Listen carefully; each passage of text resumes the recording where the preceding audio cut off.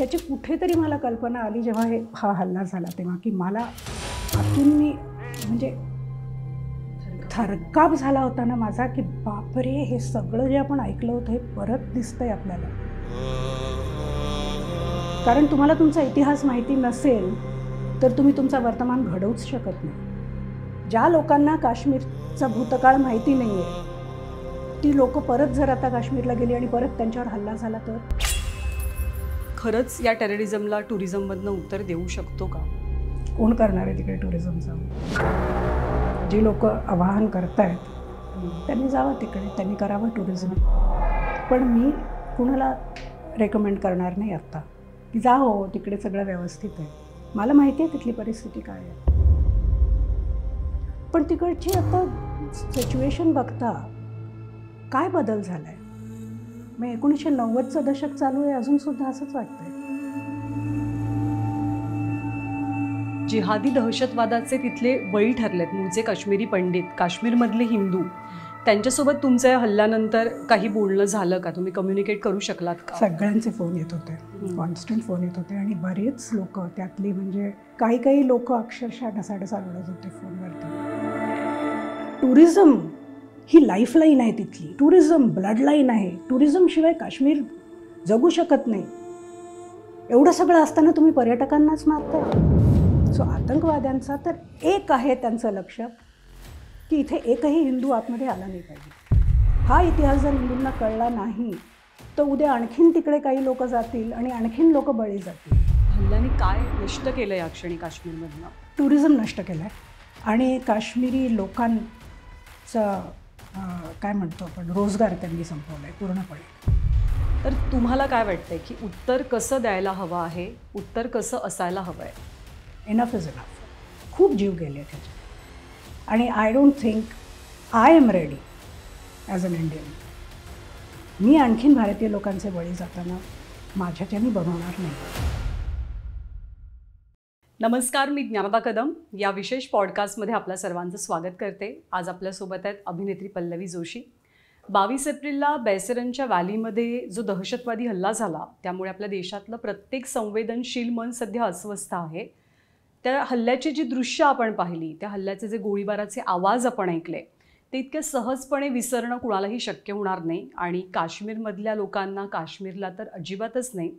कारण जे काश्मीर कुठेतरी शांत होतं आहे, लोकांचं स्वागत करतं आहे असं वरवर दिसत असताना या हल्ल्यामुळे काश्मीरचे लोक अचानक विखुरले गेल्यासारखे झाले. आणि याचबद्दल म्हणजे काश्मीरमध्ये नेमकं काय घडतं आहे, हा हल्ला कशामुळे झाला असावा, या हल्ल्याचा काश्मीरवर, काश्मीरच्या लोकांवर, खास करून तिथल्या हिंदूंवरती नेमका काय कसा परिणाम होऊ शकतो, काश्मीरचं टुरिझम त्याला कसा धोका आहे, या सगळ्याबद्दल आपण पल्लवी मॅम यांच्याशी बोलणार आहोत. कारण आपल्या सगळ्यांना कल्पना आहे की द काश्मीर फाईल्स या सिनेमाच्या माध्यमातून त्यांनी आणि विवेक अग्निहोत्री या दोघांनी काश्मीरची व्यथा, तिथल्या हिंदूंचं जगणं, त्या हिंदूंवरती झालेले अत्याचार हे सगळं समोर आणलेलं. तर पॉडकास्टच्या माध्यमातून आपण जाणून घेण्याचा प्रयत्न करूयात की आत्ताच्या त्यांच्या भावना काय. पल्लवी मॅम नमस्कार, आपलं स्वागत आहे. सगळ्यात पहिला प्रश्न अर्थात हाच आहे की पहलगाम हल्ल्याबद्दल तुम्हाला जेव्हा कळलं, तुम्ही ऐकलं, तेव्हा तुमची पहिली रिॲक्शन काय होती? काय मनात आलं नेमकं? मी खरं सांगू का, बोलू नये, पण चित्रपट आम्ही जेव्हा आमचा आला, रिलीज झाला, त्यानंतर आर्टिकल 370 रद्द केलं आणि हे सगळं एकंदरीत जे सगळं शांत आहे आता आणि खूप टुरिझमसाठी it's a very tourist friendly attraction वगैरे असं हे जेव्हा चाललं होतं तेव्हा कुठेतरी मनात माझ्या नेहमी एक शंका होती की आय होप की they are not waiting for something big to happen. आणि एक कुठेतरी अशी एक पाल चुकचुकत होती मनामध्ये नेहमी. आणि नेहमी मला असं हेच मी म्हणायची स्वतःला की नाही, I hope I am wrong. आणि अनफॉर्च्युनेटली ते खरं ठरलं. आणि काश्मीरमध्ये ज्या पद्धतीने लोकांना मारलं गेलं आहे, म्हणजे अक्षरशः त्यांचा धर्म बघून पुरुषांना निर्वस्त्र करून मग त्यांना गोळे झाडण्यात आली आहे, ह्या सगळ्या गोष्टींचा रिसर्च आम्ही 2019मध्ये केला होता आणि अनेक लोकांनी आम्हाला अशाच गोष्टी सांगितल्या होत्या. आणि हे सगळं ऐकल्यानंतर म्हणजे इतकं उदासीन वाटायला लागलं की इतकी वर्ष झाली, एवढं सगळं करूनसुद्धा गव्हर्मेंट्स बदलले, आपण इतके सगळे ऑप्टिमिस्टिक होतो बऱ्याच गोष्टींबद्दल की आता चला काश्मीर आपलं झालं एकदाचं, आता 370 रद्द करण्यात आलं, 35A पण गेला. पण तिकडची आता सिच्युएशन बघता काय बदल झाला आहे? मग 1990चं दशक चालू आहे, अजूनसुद्धा असंच वाटतं आहे. पण तुम्ही आता मगाशी म्हणालात की सगळं सुरळीत होत असताना तुमच्या मनात कायम बॅक ऑफ माइंड अशी एक भीती असायची किंवा ती पाल चुकचुकत असायची. तसं का वाटायचं तुम्हाला? कारण मी जो रिसर्च केला त्याच्यामध्ये ज्या गोष्टी आमच्या समोर आल्या त्या ऐकल्यानंतर मला असं वाटलं होतं की हे इतकं सहजासहजी हे सॉल्व्ह होणारं प्रकरण नाही आहे. पण कुठेतरी मनात एक अशी मला एक काय म्हणतो खात्री नव्हती, पण कुठेतरी असं एक वाटत होतं, एक आशा होती की 1990 सालानंतर जी मुलं तिकडे जन्माला आलेली आहेत त्यांनी हा सगळा नरसंहार पाहिलेला नाही आहे. त्यांनी ऐकला असेल फक्त, पण त्यांनी पाहिलेला नाही आहे. त्याच्यामुळे त्यांच्या हातात शस्त्र नव्हती. तर कदाचित आता ते आज झाले असतील 25-30 वर्षाचे, मे बी त्यांच्या मनात काहीतरी असेल की त्यांनी आपला काश्मीर आपण बदलावा. पण त्यानंतरसुद्धा मध्यंतरीच्या काळात ज्या स्टोरीज बाहेर येत होत्या, म्हणजे काश्मीर फाईल्स बनवायच्या आधीसुद्धा, तेव्हा कुठेतरी असं वाटत होतं की नाही, ह्या जनरेशनलासुद्धा कुठेतरी ब्रेन वॉश केलं जातं आहे. मग त्याच्यानंतर काश्मीर फाईल्स आल्यानंतर आम्हाला असं वाटत होतं की आता ह्यानंतर जी मुलं जन्माला येतील ते तरी ब्रेन वॉश होणार नाहीत, कारण ते एक संयुक्त भारतात राहत आहेत. त्यांना काश्मीर आपलं वेगळं आहे किंवा एक वेगळा देश आहे अशी भावना त्यांच्या मनात कोणी आता निर्माण करू शकत नाही. पण आता ती मुलं मोठी व्हायला पण तर वेळ पाहिजे. जिहादी दहशतवादाचे तिथले बळी ठरलेत मूळचे काश्मीरी पंडित, काश्मीरमधले हिंदू, त्यांच्यासोबत तुमच्या या हल्ल्यानंतर काही बोलणं झालं का? तुम्ही कम्युनिकेट करू शकलात का? सगळ्यांचे फोन येत होते, कॉन्स्टंट फोन येत होते. आणि बरेच लोक त्यातली म्हणजे खूप जणांनी आता ट्रिप्स प्लॅन केल्या होत्या की इतक्या वर्षानंतर आपण परत जाऊ, एकदा बघून येऊ सगळं. आणि काही लोक अक्षरशः ढसाढसा रडत होते फोनवरती. आणि मला म्हणजे कुठेतरी आम्ही खूप जवळचे संबंध झालेत सगळ्यांबरोबर, कारण इतक्या म्हणजे त्यांच्या डीप सिक्रेट्स त्यांनी आमच्या समोर शेअर केलेले आहेत. तर ते फक्त एक तुम्ही कोणत्या तरी फॅमिली मेंबरबरोबर करताच असं शेअर, तसं त्यांनी आमच्याबरोबर केलं. त्यामुळे एक आमचं खूप असं एक पारिवारिक संबंध असे निर्माण झाले. सो ज्या पद्धतीने ते फोन कॉल्स येत होते आणि मलाही कळत नव्हतं मी रिॲक्ट कसं करायचं, कारण ते मला कॉल करत होते मी भारतात बसले म्हणून, आणि मी एक भारतीय म्हणून त्यांना मी काहीच आश्वासन देऊ शकत नव्हते की नाही होईल सगळं नीट, आपण धीर ठेवा तुम्ही मनात. काय सांगणार मी त्यांना? इतकी लोक बळी गेले आहेत आणि जे त्यांच्याबरोबर झालं 30 वर्षापूर्वी ते अजूनही होतं आहे, आता पर्यटकांबरोबर होतं आहे. तर ते काश्मीरीही नाही आहेत बिचारे, ते तर कुठले कर्नाटकमधले, कुठले कलकत्त्यातले, महाराष्ट्रातले असे लोक सगळे. तर काश्मीरी पंडित जे मुळात टार्गेट होते ते आता कसे जाणार परत? तुम्हाला आत्ताही सांगताना भरून येत आहे माझ्या मते. मला म्हणजे तुम्ही एक साधारण विचार करा की आज सगळं व्यवस्थित आहे आणि असता कोणतरी घरात घुसलं आणि तुम्हाला सांगितलं तुम्ही निघा. आणि निघा म्हणजे कुठे निघा? तेव्हा बँक्स नॅशनलाइज नव्हत्या, त्याच्यामुळे सगळ्यांचे पैसे तिकडे त्याच बँकेत राहिले. घरी जी काय कॅश होती, 90च्या दशकामध्ये किती कॅश असायची लोकांच्या घरी, जी थोडी बहुत कॅश होती ती घेऊन लोक निघाले. सगळी भांडी कुंडी सगळी तिकडे परत तशी राहील. संसार सोडले लोकांनी. काही लोक एक मोजा फक्त पायात घालून निघाले. इतकी प्रचंड थंडी होती त्यावेळेला. ते एक वर्ष होतं की दल लेक फ्रीज झाला होता पूर्ण, इतकी थंडी होती त्या वर्षी. त्यामुळे अनेक बायकांनी एकावर एक असे लेयर्स घातले कपड्यांचे, वुलन कपड्यांचे, कारण त्यांना माहिती होतं की त्यांना गाडीनी किंवा ट्रकनी किंवा असं काहीतरी जायचं तर बाहेर थंडी आहे. त्याच्यामुळे स्वतःला आणि मुलांना प्रोटेक्ट करण्यासाठी त्यांनी इतके वुलन लेयर्स घातले की ते नॉर्मल कपडे त्यांनी घेतलेच नाहीत बरोबर. आणि मग ते जेव्हा जम्मूला पोचले, तिकडे तो उकाडा सुरू झाला, तिकडे 40 डिग्री टेम्परेचर जातं आणि ते वुलनचे कपडे घालून त्यांना राहायला लागलं, कारण दुसरे कपडे नव्हते त्यांच्याकडे. आणि जे काही थोडी बहुत कॅश त्यांच्याकडे होती ती कोणतीही आई स्वतःवरती नाही खर्च करणार, स्वतःच्या कपड्यांवरती, जेव्हा तिला माहिती आहे की मुलांचं शिक्षण गरजेचं आहे, त्यांना 2 वेळचं खाणं देणं गरजेचं आहे. कोणती आई आणि कोणता बाप स्वतःवरती पैसे खर्च करेल? स्किन डिसीज होऊन बायका मेलेल्या आहेत तिकडे. म्हणजे जे तिकडे गेले लोक ते तर गेलेच, जे गोळीचे शिकार झाले, आतंकवादींनी ज्यांना मारलं ते तर बिचारे गेलेच. जम्मूच्या कॅम्पमध्ये आल्यानंतर सुद्धा अशा ठिकाणी, इतक्या ओसाड ठिकाणी त्यांचा कॅम्प लावला होता. रात्री तिकडे साप आणि विंचू निघायचे, त्याच्या दंशाने किती लोक मेली आहेत. मी तिकडनं निघाल्यानंतर सुद्धा हा डेथ टोल यांचा वाढतच राहिला. आणि एक चांगल्या मध्यमवर्गीय व्यवस्थेतून तुम्हाला एकदम असं काढून एखाद्या टेंटमध्ये टाकलं, आणि जिकडे साध्या बाथरूमचीही व्यवस्था नव्हती, अशी झापडं लावलेली होती, त्याच्यात भोकं. बायकांनी बाथरूमला कसं जायचं, आंघोळी कशा करायच्या, इतका प्रॉब्लेम होता तिकडे. आणि ह्या सगळ्या गोष्टी जेव्हा बोलायला लागले तेव्हा त्यांना सगळे म्हणायला लागले की तुमचे तर फर्स्ट वर्ल्ड प्रॉब्लेम्स आहेत. आत्तासुद्धा आम्ही एक डॉक्टर आहेत, शिकागोमध्ये राहतात, प्रचंड मोठं घर आहे त्यांचं. कारण त्यांच्या भावानी तिकडनं निघाल्यानंतर त्यांनी स्वतःचं शिक्षण थांबवलं आणि आपल्या बहिणीच्या शिक्षणावर त्यांनी फोकस केला जास्ती. आणि काश्मीरी पंडित, बहिणीला शिकवलं आणि स्कॉलरशिप तिला मिळाली, ती अमेरिकेला गेली. तिकडे तिने आपलं मेडिसिन पूर्ण केलं and she is a very well established doctor now. तिचा नवराही डॉक्टर आहे आणि खूप अत्यंत सुखवस्तू असा कसं कुटुंब आहे ते. पण ती रात्री बाई एकटी झोपू नाही शकत खोलीत. आणि ती मला जेव्हा सांगत होती, जेव्हा तिचा इंटरव्ह्यू आम्ही घेतला तेव्हा ती म्हणत होती मला आज तागायत इतकी वर्ष झाली आहेत. ती 40च्या वर आहे बाई आता, कारण ती तेव्हा काहीतरी 12-13 वर्षाची होती जेव्हा निघाली तेव्हा. ती म्हणाली मला आत्तापर्यंत PTSD आहे. पण PTSDबद्दल आम्ही बोललो की आम्हाला म्हणायचं की तुमचे तर काय फर्स्ट वर्ल्ड प्रॉब्लेम्स आहेत. लोक इकडे बघा, इकडे लोकांना खायला नाही आहे, तुम्हाला तरी टेंट्स लावून दिले आहेत आम्ही. म्हणजे इतकी ॲपथी त्यावेळेला लोकांकडनं मिळालेली.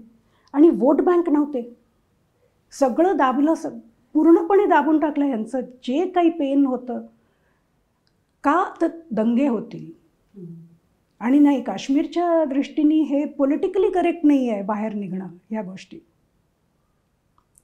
म्हणजे हजारोंच्या संख्येने लोकांना मारलं गेलं तिकडे, त्यांचा धर्म बघून त्यांना मारलं गेलं. ही काही मोठी गोष्ट नव्हती. आणि त्यावेळेच्या गव्हर्नमेंटनी फक्त असा विचार केला की नको, hey let's sweep this under the carpet. म्हणजे कसं जगायचं माणसाने. द काश्मीर फाइल्स फिल्म जेव्हा आली तेव्हा ज्यांनी त्याला प्रपोगेंडा फिल्म म्हणून हिणवलं किंवा काश्मीरी पंडितांवरती अत्याचार झालेच नाहीत किंवा जे झाले त्याच्यापेक्षा खूप अतिरंजित काहीतरी काश्मीर फाइल्समधनं दाखवलं गेलं अशी टीका केली, त्यांना आता पहलगामनंतर गांभीर्य कळेल असं तुम्हाला वाटतं? कारण इथे पण त्यांनी धर्म बघून मारलं, पुरुषांना मारलं, कपडे काढून मारलं. गांभीर्य कळेल असं वाटतं आता? काय बोलणार आता, काही लोक जे असतात त्यांना मी एकच म्हणू शकते की आम्ही सत्य लोकांसमोर मांडायचा प्रयत्न केला. आता काही लोकांनी असं ठरवलं की आम्ही खोटं बोलतोय. तर आत्ता एवढे सगळे जीव गेल्यानंतर मी असं म्हणायचं का आता कळलं ना तुम्हाला?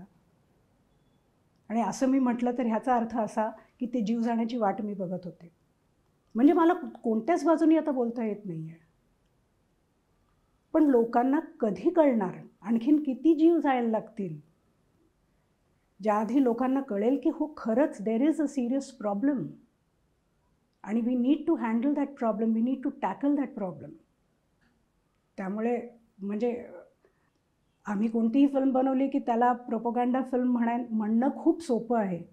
पण ज्या पद्धतीने रिसर्च केला आहे आम्ही, जाऊन एक माणसाशी जाऊन लॉंग फॉर्मॅट इंटरव्ह्यूज, आम्ही अक्षरशः जसे वॉर क्राईम्सचे कमिशन्स असतात ते जसे इंटरव्ह्यू घेतात आम्ही तसे इंटरव्ह्यू घेतलेत, अनइंटरप्टेड. कुठेही त्यांना असं गाईड नाही केलं की असं झालं का तुमच्याबरोबर, तसं झालं का, काहीही नाही. तुम्ही बोला, आम्ही तुम्हाला रेकॉर्ड करतो. आणि म्हणजे हजारो तासांचे इंटरव्ह्यूज आहेत आमच्याकडे. इतक्या लोकांशी आम्ही बोललो आहे. मी आणि विवेक, आम्ही रात्री आम्हाला झोप लागायची नाही. कारण आपण एक मनुष्य म्हणून आपला एक थ्रेशोल्ड असतो. कोणतंही दुःख सहन करण्याचा, आम्ही त्याच्या पलीकडे गेलो होतो. आणि कधीही तुम्ही जेव्हा तुमचा दिवस संपतो तेव्हा आपण आपलं काम वगैरे संपल्यानंतर आपण एक जनरल अनवाइंड करतो, आपण थोडंसं काहीतरी हसतो खेळतो, करमणूक काहीतरी करतो, म्हणजे झोप चांगली लागते. आम्ही निघूच शकत नव्हतो बाहेर त्याच्यातून. दिवसाचे 3-4 इंटरव्ह्यूज होते आमचे. 2 महिने सतत आम्ही नॉनस्टॉप ह्या लोकांशी बोलत होतो.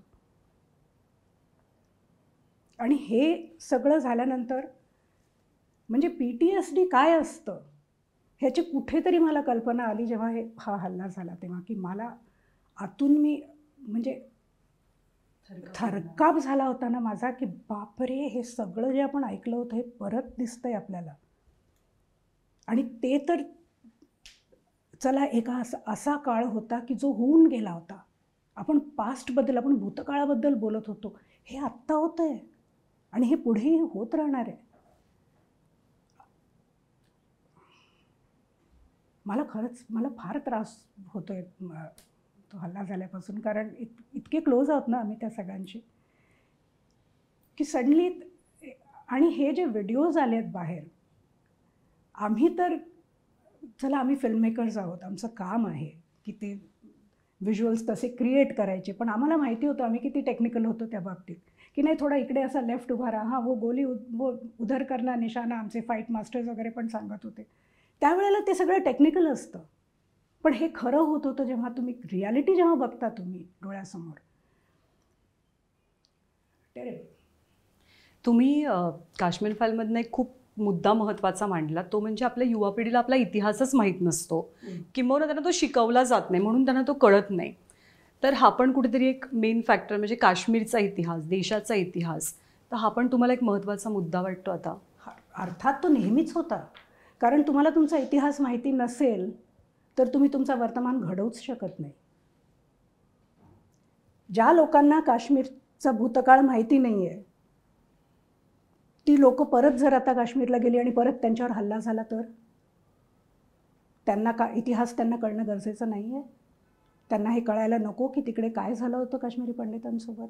तिकडे पूर्ण एक मोहीम तयार झाली होती की ह्यांना सगळ्यांना, जे एका फेथचे आहेत त्यांना सगळ्यांना बाहेर काढलं पाहिजे या पूर्ण स्टेटमधनं. आणि आत्तासुद्धा टुरिझम ही लाईफलाईन आहे तिथली, टुरिझम ब्लडलाईन आहे. टुरिझमशिवाय काश्मीर जगू शकत नाही. एवढं सगळं असताना तुम्ही पर्यटकांनाच मारताय. मग तुमच्यासाठी काय जास्त इम्पॉर्टंट आहे? तुम्हाला काश्मीरची डेमोग्राफी जी बदलून टाकली आहे तुम्ही, ती तशीच ठेवायची आहे ना तुम्हाला. तुम्हाला काही गरज नाही आहे टुरिझमची.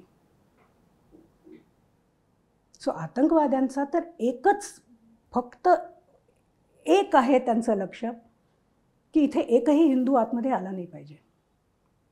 आणि हा इतिहास जर हिंदूंना कळला नाही तर उद्या आणखीन तिकडे काही लोक जातील आणि आणखीन लोक बळी जातील. त्यामुळे इतिहास माहिती असणं फार गरजेचं आहे आणि त्यावरच तुम्ही तुमचं वर्तमान ठरवू शकता. खूप साऱ्या थिअरीज प्रत्येकजण लढवते की हल्ला का झाला, कुठल्या इंटेन्शनने केला, तर तुमचं मत काय आहे याबद्दल? माझं काहीही मत नाही आहे, काहीही मत नाही आहे. कारण आपण आहे ना, हे आतंकवादी आहेत, दहशतवादी आहेत. ह्यांना फक्त दहशत पसरवता येते आणि ह्यांना फक्त बंदुकीची भाषा कळते. ह्यांना दुसरं काहीही कळत नाही. ह्याच्यावरती खूप जास्त इंटेलेक्च्युलाइज करायची काहीही गरज नाही की अच्छा असं झालं असेल तसं नाही. They are terrorists, they have to be eliminated. There are no two ways about it. आणि मी खरं सांगू, मला ह्याच्याबद्दल विचारही करायचा नाही आहे, कारण मला असं नाही वाटत की those terrorists deserve any piece of my mind. माझं पूर्णपणे आत्ता जे काही माझ्या मनात जे चालू आहे ते फक्त ते जे बिचारे इनोसंट लोक तिकडे गेली, ज्या बायका आपल्या नवऱ्यांशिवाय परत आल्या आहेत, जी मुलं आपल्या वडिलांशिवाय परत आलेली आहेत, त्यांचं फ्युचर बघा तुम्ही आता काय असणार आहे. So my thoughts are with them. मला ह्यांच्याविषयी अजिबात काही विचार करायचा नाही आहे. सरकारला जे करायचं ते करू दे. हिंदूंचा मुद्दा, धर्माचा मुद्दा अर्थात चर्चेत आला आहे, पण आता म्हणजे आपल्या आजूबाजूला अशी परिस्थिती झाली आहे किंवा मे बी तयार केली गेली की तुम्ही क्रूर कर्म औरंगजेबाबद्दल काही बोललात, जिहादी तत्वांबद्दल काही बोललात, तर तुमच्यावरती असा तो इस्लामोफोबिक असल्याचा एक स्टॅम्प बसतो. म्हणजे अशी काहीशी परिस्थिती दिसते सध्या. हे बघा, इस्लामोफोबिया हा एक शब्द त्यांनी आणला आहे की त्याच्या अगेन्स्ट तुम्ही त्यांच्याबद्दल काहीही बोललात की तुम्हाला कोणीही उठून इस्लामोफोबिक म्हणू शकतं. पण आपण आपल्या भारताचा इतिहास जर बघितला तर जगात कुठेही असा इतिहास नाही आहे जो आपला आहे. आपण 1000 वर्ष गुलाम होतो. 1000 साली पहिलं आक्रमण झालं आपल्यावरती आणि हे बाहेरचीच लोकं आली, त्यांनीच आक्रमण केलं. आपल्या बायकांशी त्यांनी फार इमॉडेस्टली वागले. ते मला काही ते शब्द बोलायचे नाही आहेत. खूप क्रूर कर्म केले त्यांनी, लुटालूट केली, जाळपोळ केली आणि आपल्या डोक्यावर बसून आपल्यावर राज्य केलं आहे. हे पहिलं 600-650 वर्ष मुघलांचं राज्य आणि त्याच्यानंतर 250-300 वर्ष ब्रिटिशांचं राज्य. जवळपास 1000 वर्ष आपण गुलामी केली आहे आपल्याच देशात. इतका मोठा गुलामीचा इतिहास कोणाचाही नाही आहे आणि 1000 वर्षानंतर सुद्धा आपण बोलायचं नाही त्याबद्दल. हे कोणी ठरवायचं? हे प्रत्येक माणसाला ह्याचं स्वातंत्र्य मिळालं पाहिजे की तो स्वतःच्या आपल्या भारताच्या इतिहासाबद्दल बोलू शकतो. हां, एक गोष्ट मात्र आहे की एक काय म्हणतो आपण, सब घोडे 12% जसं म्हणतो ना, तसं प्रत्येकालाच तुम्ही त्याच्यात हीन भावनेने बघू नका. म्हणजे फक्त कुणाचा तरी धर्म वेगळा आहे म्हणून तो माणूस वाईट आहे वगैरे, ह्या अशा गोष्टींना मी अजिबात सबस्क्राईब करत नाही. आपला भारत देश आहे. आपल्या भारतात सगळ्या फेथची लोकं राहतात आणि खूप चांगल्या पद्धतीने राहिलेली आहेत लोकं. त्यांचा सन्मान झाला पाहिजे. पण ह्या अशा गोष्टींना मात्र आपण अजिबात दयामाया न दाखवता, terrorist is an enemy of the nation and they have to be eliminated. ह्याच्याशिवाय दुसरा पर्याय नाही. पहलगामच्या हल्ल्यानंतर एक खूप जोरात चर्चा झाली आहे की टेररिझमला आपण टुरिझमनं उत्तर द्यायला पाहिजे. तर आपण खरंच या टेररिझमला टुरिझममधनं उत्तर देऊ शकतो का? कोण करणार आहे तिकडे टुरिझम जाऊन? जी लोक आवाहन करतायत त्यांनी जावं तिकडे, त्यांनी करावं टुरिझम. पण मी कुणाला रेकमेंड करणार नाही आत्ता की जा हो तिकडे सगळं व्यवस्थित आहे. मला माहिती आहे तिथली परिस्थिती काय आहे. मी कशाला कुणाला जाऊन सांगेन की तुम्ही जा तिकडे आणि take a chance on your life. काही बाकी आणखीन टुरिस्ट स्पॉट्स नाही आहेत का भारतात? जोवर पूर्णपणे ह्या गोष्टी एलिमिनेट होत नाही आहेत तोवर तुम्ही का, म्हणजे ते वाघाच्या तोंडात हात घातल्यासारखं आहे हे. की पाळीव आहेत म्हणे थायलंडमध्ये वाघ, तुम्ही त्यांच्या तोंडातही हात घाला ते तुम्हाला काही करत नाही. चावला एखादा म्हणजे काय करणार तुम्ही? गेला ना हात तुमचा. सो कशाला तुम्हाला अशी विषपरीक्षा कशाला घ्यायची? पण काही म्हणजे सेलिब्रिटीज जात आहेत, अभिनेते जात आहेत, काही टुरिस्ट जात आहेत, काही राजकीय पक्ष म्हणजे आता टूर्स ऑर्गनाईज करत आहेत. का तर तिथला स्थानिक रोजगार टिकायला पाहिजे, आपण या परिस्थितीत त्यांच्यासोबत राहायला पाहिजे. हे तुम्हाला चांगलं लक्षण वाटतंय? हा सगळा एक काय म्हणतो आपण, लोकांचं मन बदलण्याच्या दृष्टीने काश्मीरच्या लोकांचाही प्रॉब्लेम आहे. कारण खरोखरच त्यांचं टुरिझमवरती लाईव्हलीहूड त्यांचं त्याच्यावर डिपेंड करतं. तर तिकडे टुरिस्ट नाही आला तर त्या लोकांना खरंच मग ते काय खाणार शेवटी? सो ते खूप हातपाय मारत आहेत, ते खूप प्रयत्न करत आहेत आणि मला त्यांच्याबद्दलही वाटतं आहे की हे बरोबर नाही झालं. म्हणजे ज्या लोकांचंही इंटेन्शन नव्हतं त्यांच्याबरोबर असं व्हायला नको होतं. पण ज्या टूर्स आत्ता नेण्यात येत आहेत तिकडे, त्या सगळ्या टूर्सना तुम्ही बघा खूप हेवी प्रोटेक्शन आहे. जे सेलिब्रिटीज जात आहेत त्यांच्याबरोबर फुल सिक्युरिटी असते. जे राजकीय पक्षाचे नेते तिकडे जात आहेत ते आपले Y+ आणि Z+ सिक्युरिटीज घेऊन जात आहेत तिकडे. टुरिस्ट जातो का सिक्युरिटी घेऊन? मग टुरिस्टला कोण सिक्युअर करणार तिकडे? तर तुम्ही असे प्रमोशनल तुम्ही टूर्स वगैरे ऑर्गनाईज करू शकता, पण शेवटी जो माणूस तिकडे सुट्टीसाठी म्हणून जाईल तो आपल्या बायका मुलांना घेऊन जाईल का तिथे?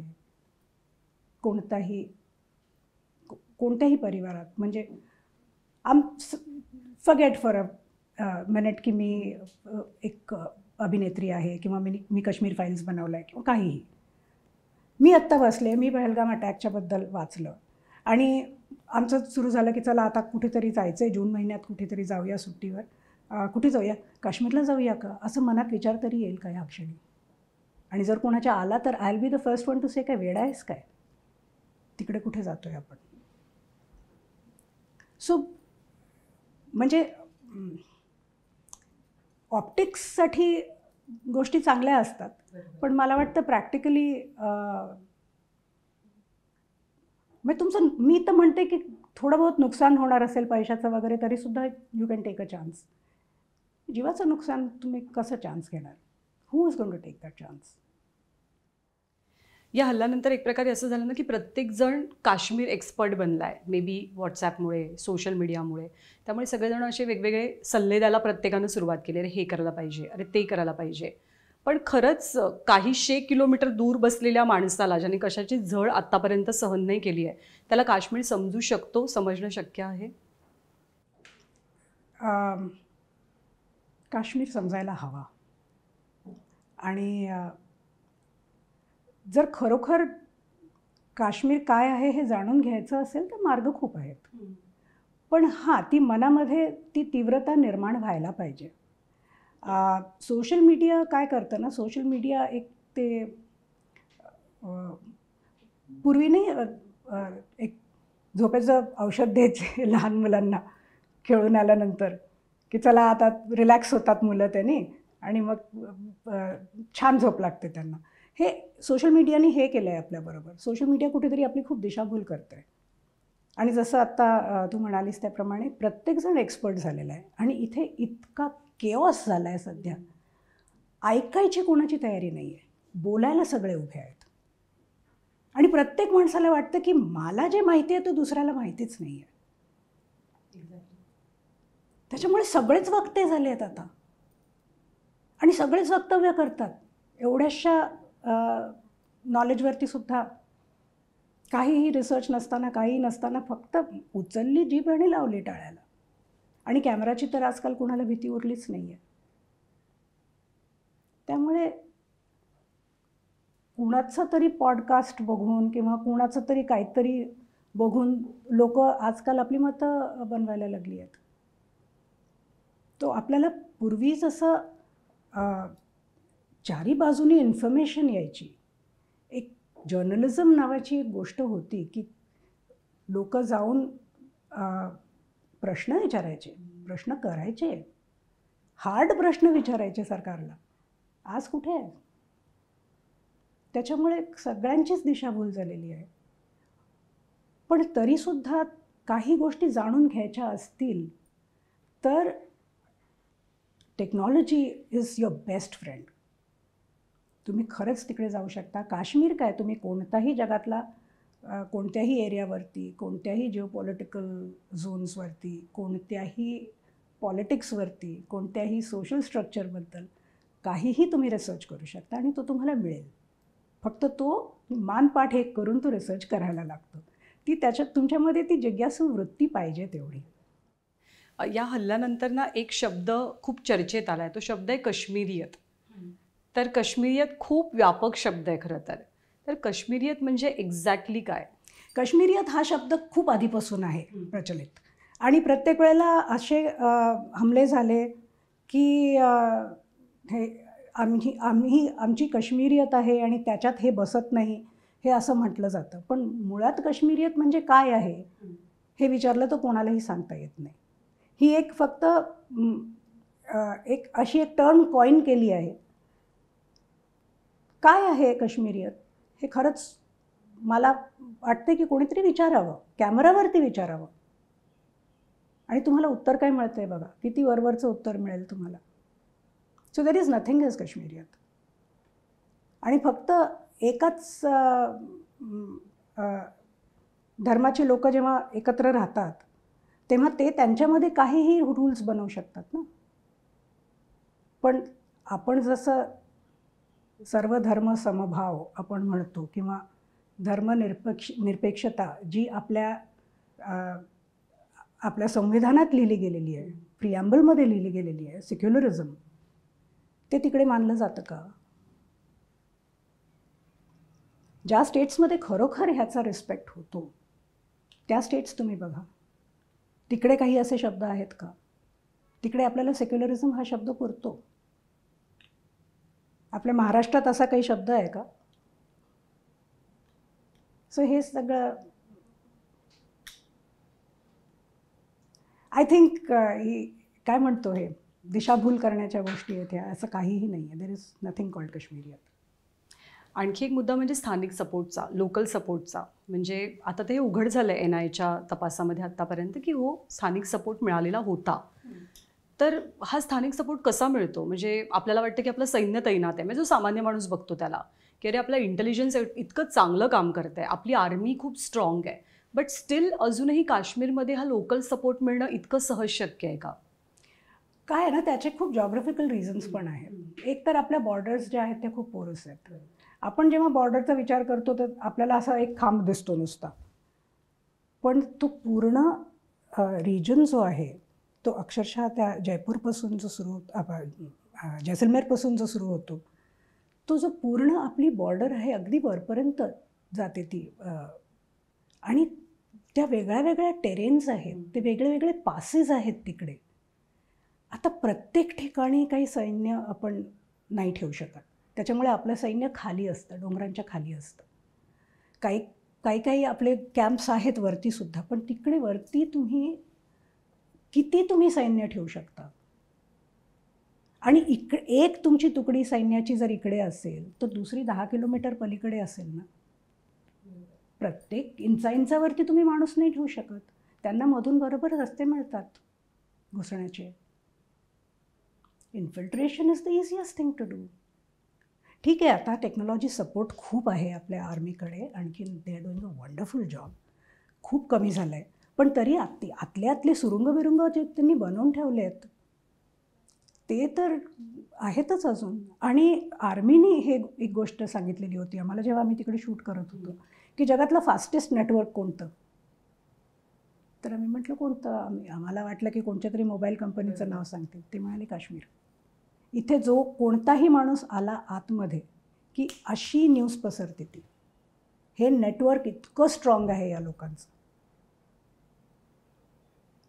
सो त्या अशा काही गोष्टी त्यांनी एस्टॅब्लिश केलेल्या आहेत. ह्या 90च्या दशकापासून नाही, ह्या 60च्या दशकापासून तिकडे एस्टॅब्लिश्ड आहेत. कारण 1900 आपल्या स्वातंत्र्याच्या वेळी जेव्हा ते कबायले आले होते पाकिस्तानातून, त्यांनी जो पहिला हमला केला होता, 47मध्ये जे काश्मीरी पंडित तिकडनं सोडून निघालेत त्यांना पुराणे काश्मीरी म्हणतात, जे आता दिल्ली आणि जम्मू वगैरेमध्ये सेटल्ड आहेत. सो हे तेव्हापासूनचा यांचा मोडस ऑपरंडी तोच आहे की नेटवर्क असं आहे यांचं की ती कशी लगेच अशी खबर अशी पोचते सगळ्यांकडे. 370 हटवल्याच्या नंतर खूप सकारात्मक वातावरण दिसलं. म्हणजे तिथे निवडणुका झाल्या विधानसभेच्या, एक सरकार अस्तित्वात आलं आणि थोड्याशा गोष्टी सेटल होत आहेत, लोक जात आहेत, रोजगार निर्मिती होते, डेव्हलपमेंट प्रोजेक्ट्स खूप मोठ्या प्रमाणात चालू आहेत. हे सगळं वाटत असताना हा हल्ला झाला. तर मग 370 हटवल्यानंतर खरंच काश्मीर बदललं आहे का, हा पण प्रश्न खूप जणांच्या मनात या हल्ल्यानंतर निर्माण झाला आहे. तुम्ही देऊ शकता याचं उत्तर? नाही, जसं मी म्हटलं की माझ्या मनात एक पाल चुकचुकत होतीच की जेव्हा काश्मीरमध्ये 370 होतं, जेव्हा त्यांची ऑटॉनॉमी होती पूर्ण, तेव्हासुद्धा त्यांनी सगळ्या हिंदूंना तिकडनं बाहेर काढून टाकलं. आता तर भारतातून कोणत्याही प्रदेशातून कोणताही माणूस कोणत्याही धर्माचा कोणत्याही जातीचा तिकडे जाऊ शकतो आणि तिकडे स्थायिक होऊ शकतो. आज मुंबईत कोणीही आला माणूस तर आपण त्यांना थांबवू शकतो का? आज मी जर ठरवलं की नाही मला आता कंटाळा आला तर मी गोव्याला शिफ्ट होते, मला कोणी थांबवू शकतं का? माझा देश आहे, माझ्या देशात मला जिकडे पाहिजे तिकडे मी जाऊन राहीन. आज आपण काश्मीरमध्ये जाऊन राहू शकतो 370 नसल्यामुळे, पण जेव्हा त्यांनी असतानाच ह्या सगळ्या गोष्टींचा हे करून ठेवल्या होत्या, त्यांनी इतकी अडचण करून ठेवली होती की हिंदूंना तिकडे एंट्री नव्हती. तर आता ते ऑब्व्हियसली सहन करत नाही आहेत त्या. बाकी लोक डेव्हलपमेंट होणं त्या सहन होत नाही आहे त्यांना. कारण जेव्हा तुम्हाला कुठेही टेरर पसरवायचा असतो तेव्हा तिथली जी लोकल लोक असतात ना, त्यांना अशिक्षित राहणं किंवा अनअवेअर राहणं हे फार गरजेचं असतं त्या दहशतवाद्यांच्या दृष्टीने. कारण ज्यांना गोष्टी माहिती नसतात, ज्यांना बाहेरचं काही माहिती नसतं, संकुचित त्यांना ठेवतात, म्हणजे त्यांना ब्रेनवॉश करता येतं. आता काय झालं आहे, आता बाहेरची लोकं आतमध्ये यायला लागली आहेत. आता काश्मीरी लोकांची इंटरॅक्शन एवढी वाढली आहे. काश्मीरहून आता स्टुडंट्स बाहेर यायला लागले आहेत. बाहेरच्या युनिव्हर्सिटीजमध्ये ते आता येऊन शिक्षणासाठी येतात. त्यांना त्यांचे इकडचे मित्र व्हायला लागले आहेत. त्यांना आता कळायला लागलं की अरे आपला देश कसा आहे, आपल्या देशातली लोकं कशी आहेत, हे त्यांना सगळं थांबवायचं आहे.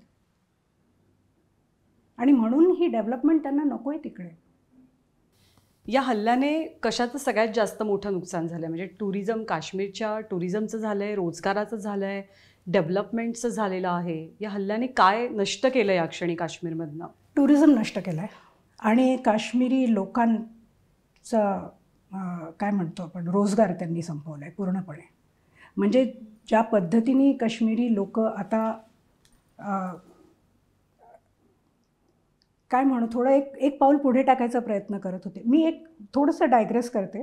आम्ही भारत की बात नावाचं एक हे बनवलं होती, आम्ही एक डॉक्युमेंटरी सिरीज बनवली होती आणि त्याच्या शूटिंगसाठी आम्ही काश्मीरला गेलो होतो.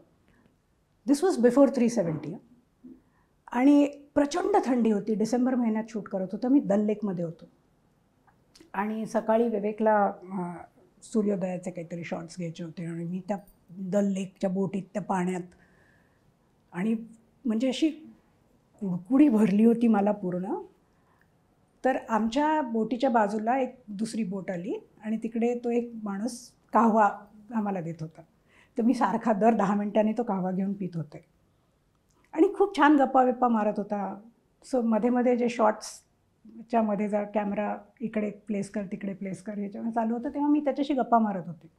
मी त्याला विचारलं काय करतोस तू, अमुक तमुक, मुलं कशी आहेत, तू किती आहेत मुलं तुला? म्हणजे 2 बच्चे आहे हमारे. म्हटलं शाळेत जातात का?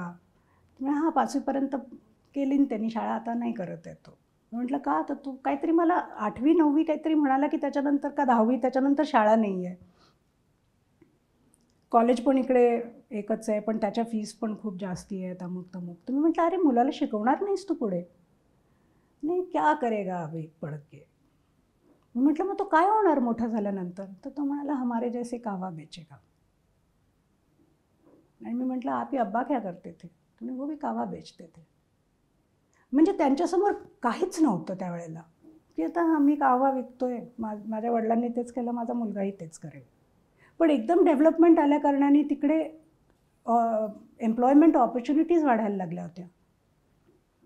तिकडे मुलांना काहीतरी हां आपण हे करू शकतो, मग मला अमुक एक गोष्ट करायची आहे, मग त्याच्यासाठी मी अमुक एक कोर्स करतो, मग तो कुठे करता येईल? अच्छा तुम्हाला दिल्लीला करायला लागेल, ठीक आहे मी दिल्लीला जाऊन करून येतो कोर्स. या सगळ्या आता वाटा त्यांच्यासाठी खुल्या झाल्या होत्या, ओपन व्हायला लागल्या होत्या. आणि आता Kashmiri youth was coming on his own. They were also trying to get into the mainstream, भारताच्या मेन स्ट्रीममध्ये. आणि तिकडेच ती जी लाईन होती, सेंट्रल लाईन जी होती, तीच त्यांना कापायची होती आणि त्याच्यावरच प्रहार केला त्या लोकांनी. आता या हल्ल्यानंतर म्हणजे खूप सेंटिमेंट्स खूप जास्त तीव्र आहेत की तुम्ही उत्तर द्या. सरकारने आता काहीतरी करायला पाहिजे, एखादा स्ट्राईक करा, तुम्ही काही युद्ध पुकारा, कारण प्रत्येकाची आपापली वेगवेगळी फिलॉसॉफी आहे. तर तुम्हाला काय वाटतंय की उत्तर कसं द्यायला हवं आहे, उत्तर कसं असायला हवं आहे? मी खूप म्हणजे पीसफुल प्रवृत्तीची आहे, त्याच्यामुळे युद्ध करावं आणि आपण पाकिस्तानावरती युद्ध पुकारावं वगैरे ह्या लेवलला मी जाणार नाही. Although it may be the right thing to do, but मी ते ॲडव्होकेट करणार नाही. पण एक गोष्ट मात्र नक्की आहे की त्या दहशतवाद्यांना तो संपवायला पाहिजे. आणि हा दहशतवाद संपला पाहिजे. त्याच्यासाठी काहीतरी मजबूत आपल्याला स्टेप्स घेतल्या पाहिजे. खूप झालं आता, म्हणजे हे आता ही अशी जखम आहे ना की जिला आपण असं खाजवून आता त्याला ॲप्सिस बनवलं आहे आपण अक्षरशः. Now it has to be removed, it has to be removed surgically. So काहीतरी एक ह्याच्यातून मार्ग निघायलाच पाहिजे. Enough is enough. खूप जीव गेले ह्याच्यात. आणि I don't think I am ready as an Indian. मी आणखीन भारतीय लोकांचे बळी जाताना माझ्याच्यानी बघवणार नाही आता. आणि I hope the government feels the same so that they take some steps. सध्या परिस्थिती अशी आहे की खूप अस्वस्थता तर देशात आहे, पण आसाम, बंगाल किंवा भारतातच काय तर म्हणजे लंडन टू टेक्सास जे सध्या सुरू आहे, तर त्याच्याबद्दल तुम्हाला काय वाटतं? आम्ही इनफॅक्ट मागच्या वर्षीच बोलणं चालू होतं आणि असं तोंडातून एकदम निघालं की आपण काश्मीर तर करतोच आहे, पण आता बंगाल एक दुसरं काश्मीर बनतं आहे. आणि आम्ही आता आमची पुढची फिल्म आम्ही बंगालवरती बनवतो आहे. मी खरं सांगू का, एक तर सगळीकडे गेटो मेंटॅलिटी खूप वाढायला लागली आहे पूर्ण जगामध्ये. प्रत्येकजण कुठेतरी एक ट्रायबल ह्याच्याकडे परत चाललं आहे, आपल्या ट्रायबल रूट्सकडे, ट्रायबल लिव्हिंगकडे, की हे माझं आणि हे मी असंच पकडून ठेवणार. मला I don't want to share this with anyone. अमेरिकेतही तेच चालू आहे. White Americans are trying to claim America back. भारतात तेच चालू आहे. UK एक वेगळाच प्रॉब्लेम चालू आहे. जर्मनीमध्ये again the same thing is going on. सगळीकडे राईट विंग मुवमेंट सुरू आहेत. सो असं असताना जगाच्या पातळीवर ज्या सगळ्या म्हणजे अपहिवल्स जे चालू आहेत ते चालू आहेत, पण आपल्या देशाची जर आपण गोष्ट करायची झाली तर दुसरं काश्मीर इकडे बनता कामा नये. त्याच्यामुळे आपल्याला आत्ता वेळ आहे तोवर we have to do something about West Bengal. कारण तिकडे तोच प्रॉब्लेम आहे. इन्फिल्ट्रेशन हे होतं आहे. बॉर्डर्स पोरस आहेत. आम्ही शूटिंग करत होतो मेघालयामध्ये. तिकडे एक डावकी नदी आहे. या बाजूला आपला किनारा आहे, ही डावकी नदी आहे आणि अक्षरशः ही बांगलादेशची बॉर्डर आहे. म्हणजे तुम्ही मी सुद्धा वल्लव हातात घेऊन, मला अजिबात चालवता येत नाही बोट, पण तरीसुद्धा मी प्रयत्न करत पोचू शकेन इतक्या जवळ येते. अशी समोर आहे बॉर्डर. म्हणजे काही मीटरचं अंतर आहे, किलोमीटर पण नाही आहे, काही मीटरच्या अंतरावर बांगलादेशची बॉर्डर आहे. हे मेघालयात आहे आणि किती कनेक्टेड आहे चारही प्रदेशांमधनं Bangladesh. So it is so easy. इतक्या पोरस बॉर्डर्स आहेत आपल्या. सो काहीतरी करायला पाहिजे आपण. We need to take some stock of the situation right now. हा प्रोजेक्ट खरं तर थोडा उशिरा येणार आहे, पण आत्ता तुम्ही थोडंसं सांगू शकाल ह्याच्याबद्दल, considering the present scenario? Actually आहे ना, बंगालचा प्रॉब्लेम हा आपल्या स्वातंत्र्याच्या पूर्वीच सुरू झाला. ब्रिटिश सरकारने काय केलं की त्यांनी बंगाल डिवाईड केलं डेमोग्राफीच्या ह्याच्यावरती. ईस्ट बेंगॉल कारण तिकडे मुसलमान पॉप्युलेशन जास्ती आहे आणि वेस्ट बेंगॉल कारण इकडे हिंदू पॉप्युलेशन जास्ती आहे.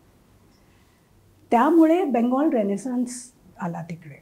आणि बेंगॉल रेनेसान्समध्ये एक अशी म्हणजे काय म्हणतो वेव उठली पेट्रिऑटिझमची, that the British had to revoke their decision आणि त्यांनी पुन्हा बंगाल एक केला. तो एक झाला आणि तिथपर्यंत सगळं व्यवस्थित होतं. जिन्ना वॉज बिहेविंग हिमसेल्फ.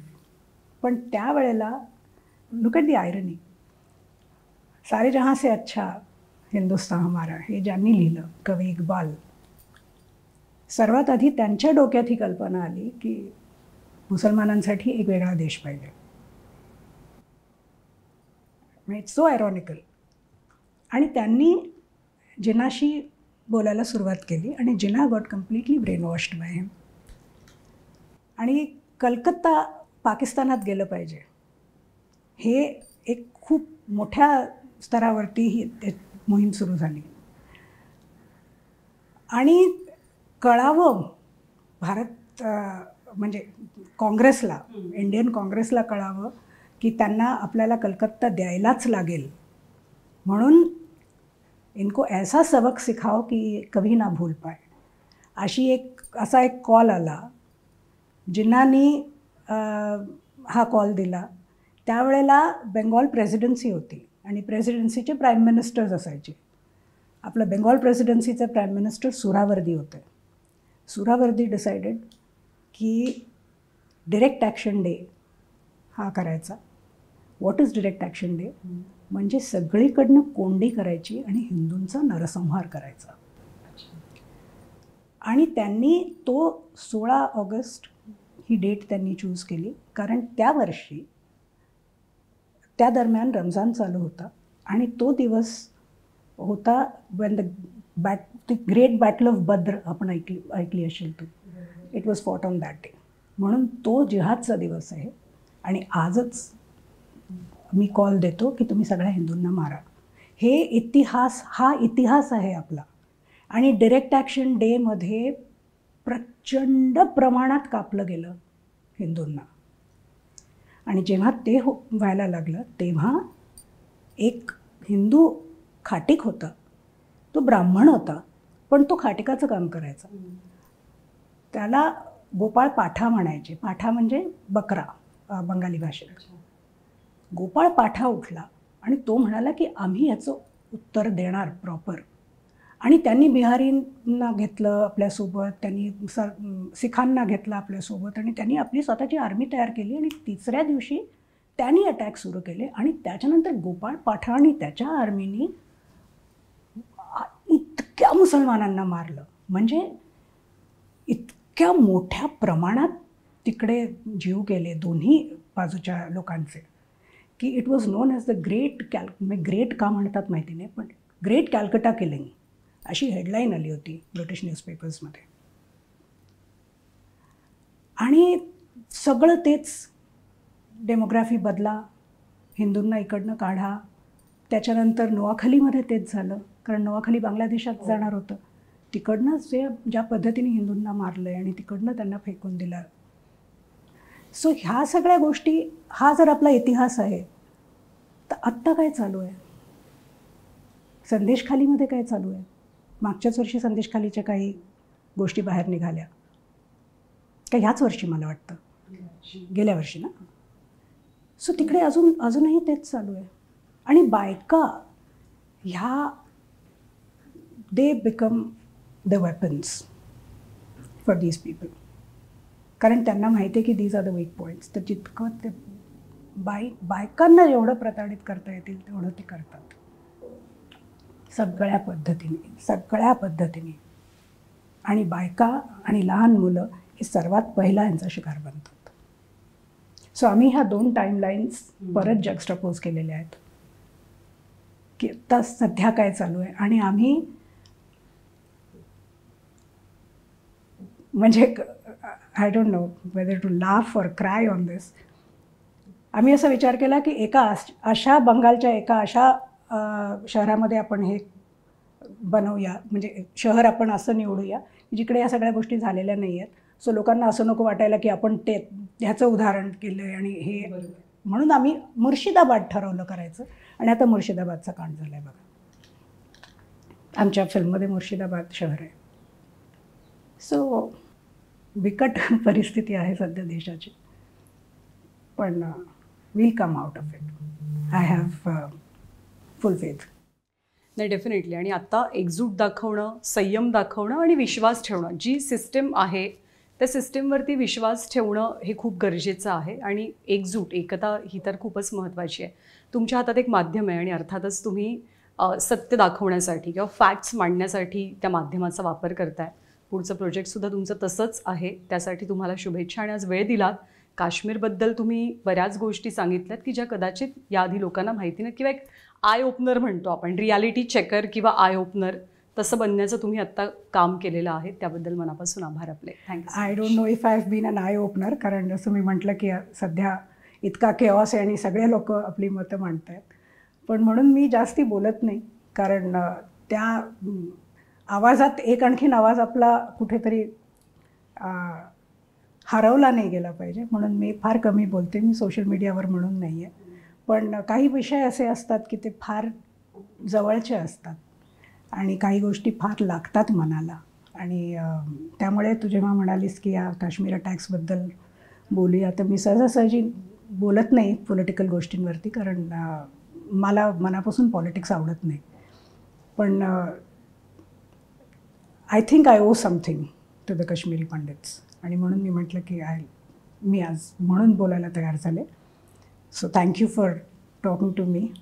आणि ह्या माध्यमातून, ह्या पॉडकास्टच्या थ्रू मी त्या सगळ्या फॅमिलीजशी संपर्क साधू इच्छिते की ज्यांनी काय आत्ता जे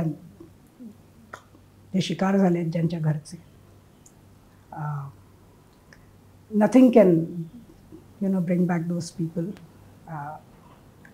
पण जे मुलं आहेत, मी त्यांना एवढंच सांगू शकते that you are the future of our country, आणि इट्स विदिन युअर राईट, आणि it is your duty to make us see, to make India see a better tomorrow. I hope तुमचे हे शब्द त्यांना प्रेरणा देतील, ताकद देतील. प्रेरणा देतील म्हणण्यापेक्षा आपण ताकद देतील असं म्हणूया. आणि पुन्हा एकदा थँक्यू सो मच. आभार मनापासून. थँक्यू. आणि यानंतर विशेष पॉडकास्टमध्ये आपण इथेच थांबतोय. पाहत रहा News 18 लोकमत.